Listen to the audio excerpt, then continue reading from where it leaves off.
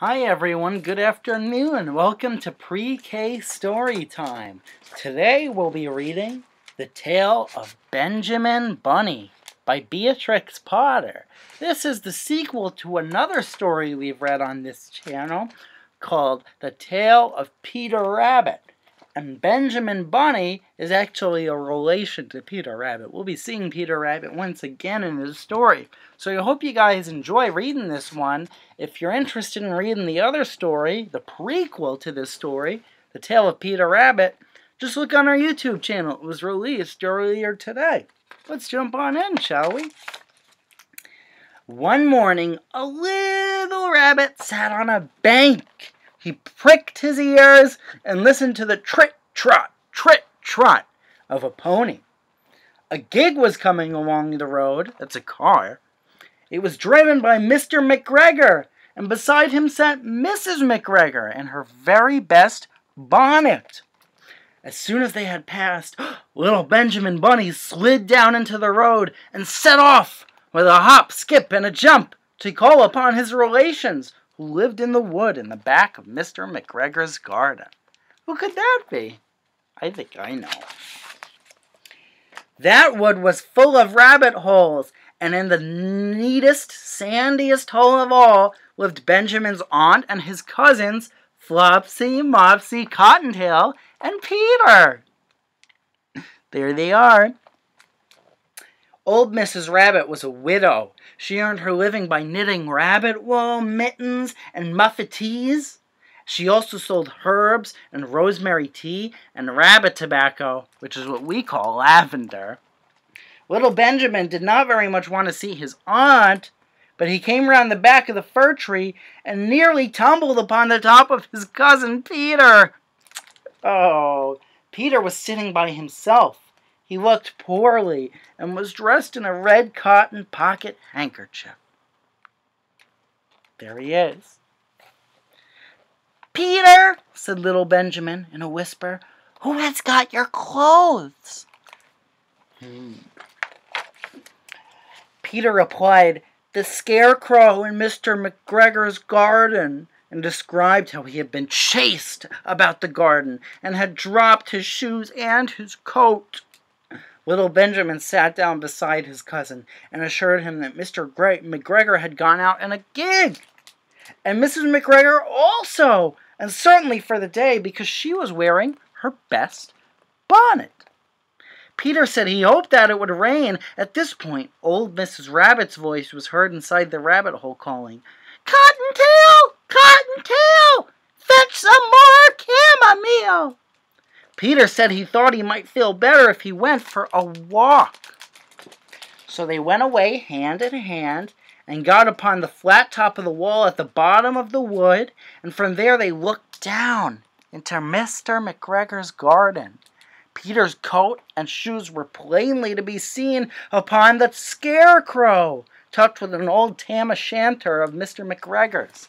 That's a hat. Can you see the scarecrow? Little Benjamin said, "It spoils people's clothes to squeeze under a gate. The proper way to get in is to climb down a pear tree." Peter fell down head first, but it was of no consequence, as the bed below was newly raked and quite soft. It had been sown with lettuces. Too bad he fell out of the tree, huh? They left a great many odd little footmarks all over the bed, especially little Benjamin, who was wearing clogs. That's a type of shoe. Little Benjamin said that the first thing to be done was to get back Peter's clothes, in order that they might be able to use the pocket handkerchief. It's a good idea. They took them off the scarecrow. There had been rain during the night. There was water in the shoes, and the coat was somewhat shrunk. Benjamin tried on the tam o' shanter hat, but it was too big for him. Look at that.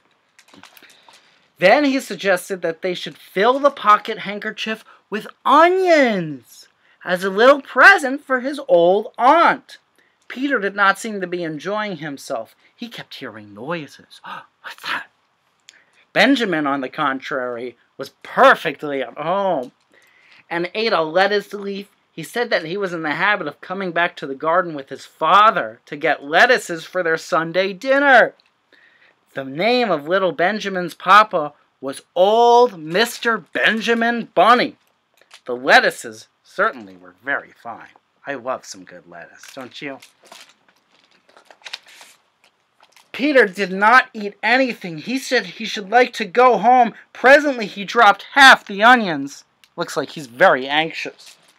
Little Benjamin said that it was not possible to get back up the pear tree, especially with a load of vegetables.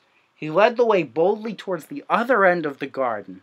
They went along a little walk on planks, under a sunny red brick wall. The mice sat on their doorsteps cracking cherry stones. They winked at Peter Rabbit and also at little Benjamin Bunny. Presently, Peter let the pocket handkerchief go again. They got amongst flower pots and frames and tubs. Peter heard noises worse than ever. What could it be? His eyes were as big as lollipops. He was a step or two in front of his cousin when he suddenly stopped. Uh-oh. This is what those little rabbits saw around that corner. Little Benjamin took one look, and then in half a minute less than no time, he hid himself and Peter and the onions underneath a large basket. Uh-oh! The cat got up and stretched herself and came and sniffed at the basket. Perhaps she liked the smell of onions. Anyway, she sat down upon the top of the basket. She sat there for 5 hours. I cannot draw you a picture of Peter and Benjamin underneath the basket, because it was quite dark, and because the smell of onions was fearful. It made Peter Rabbit and little Benjamin start to cry. Oh. The sun got round behind the wood, and it was quite late in the afternoon, but still the cat sat upon the blanket. At length there was a pitter-patter, pitter-pitter-patter, and some bits of mortar fell from the wall above. The cat looked up and saw old Mr. Benjamin. That's Benjamin Bunny's father. Old Benjamin Bunny was prancing along the top of the wall of the upper terrace. He was smoking a pipe of rabbit tobacco and had a little switch in his hand. He was looking for his son. Old Mr. Bunny had no opinion whatever of cats. He took a tremendous jump off the top of the wall onto the top of the cat and cuffed it off the basket and kicked it into the greenhouse, scratching off a handful of fur. The cat was too much surprised to scratch back. When the old Mr. Bunny had driven the cat into the greenhouse, he locked the door behind him. Then he came back to the basket and took out his son Benjamin by the ears, and then he took out his nephew Peter too. And then he took out the handkerchief of onions and marched out of the garden. There he goes. When Mr. McGregor returned about half an hour later, he observed several things which perplexed him. It looked as though some person had been walking all over the garden in a pair of clogs. Who could that be? And only the footmarks were too little. Also, he could not understand how the cat could have managed to shut herself up inside the greenhouse, locking the door on the outside. What? When Peter got home, his mother forgave him, because she was so glad to see that he had found his shoes and his coat. Cottontail and Peter folded up the pocket handkerchief, and old Mrs. Rabbit strung up the onions and hung them up from the kitchen ceiling with the bunches of herbs and the rabbit tobacco. The end. That was a nice story, huh? It's a good thing old Mr. Benjamin Bunny came along to help save our little friends Benjamin Bunny and Peter Rabbit. I hope you guys enjoyed reading that story. And again, if you want to check out the prequel story, the story that came before The Tale of Peter Rabbit, check it out. It's also on this channel.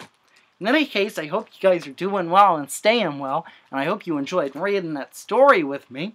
If you're interested in checking out more of our cool stuff, go to veronalibrary.org/children. I'll see you soon. Goodbye.